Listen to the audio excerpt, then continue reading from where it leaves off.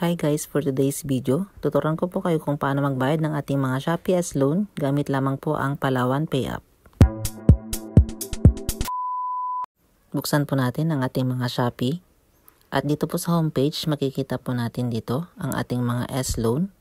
Pindutin lamang po natin yan at dito po sa ating mga S-Loan makikita po natin dito ang amount na ating babayaran. Tips lang po para lumaki po ng ganito ang iyong mga credit limit ay dapat on time po kayo sa pagbabayad before ng yung mga due date. At ngayon, pinutin po natin itong Pay Now. At dito po, makikita po natin ang payment option. Pinutin lamang po natin yan para po mag-proceed sa ating mga payments. At dito po, makikita po natin ang iba't ibang payment method. At makikita po natin ang pinakauna, ang InstaPay. Pinutin po natin yan. Then, i-click po natin ang Pay. Then, Confirm. At dito po, mag-generate na po ng QR code kung saan ito po yung ating gagamitin para makapagbayad sa ating mga Shopee S-Loan. At ngayon po, i-click po natin ang Save QR Code para po ma-save ang QR code sa ating mga phone dahil ito po ang ating gagamitin mamaya para ma-scan po sa ating mga Palawan Pay App.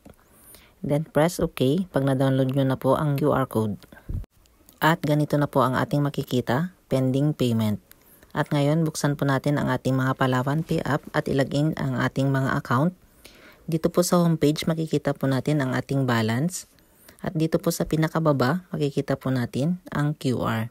Pindutin po natin itong QR.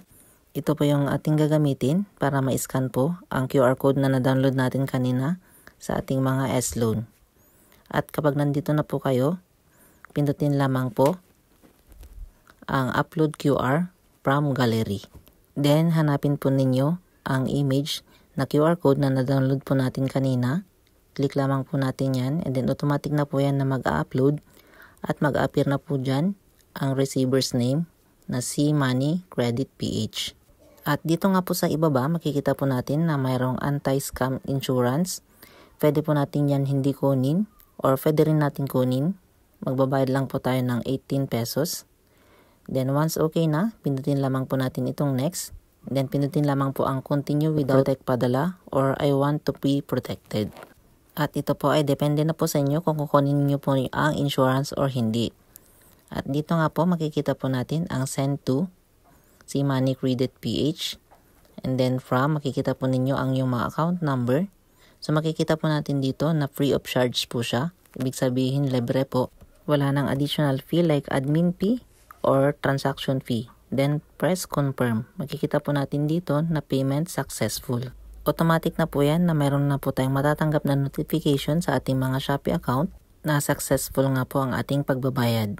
At ngayon ay bumalik po tayo sa ating mga Shopee account para i-verify kung pumasok na ang ating mga payment. Buksan po ulit natin ang ating Shopee account. Then balik po tayo sa ating mga S-Loan. At another tips nga po, dapat po updated ang ating pagbabayad para mas malaki po ang credit limit na ating matatanggap kay Shopee. At ganito na po ang ating makikita once na pumasok na po ang ating mga payment. You have cleared the latest repayment.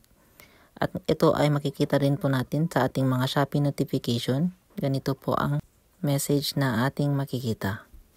At ganyan lamang po kadali ang magbayad ng ating mga Shopee account, S-Loan man yan or SPay later sa Palawan Pay App. At kapag may natutunan po kayo sa ating video ngayon, huwag po ninyong kakalimutang pindutin ang subscribe button at bell all para lagi po kayong updated sa lahat ng ating mga bagong content.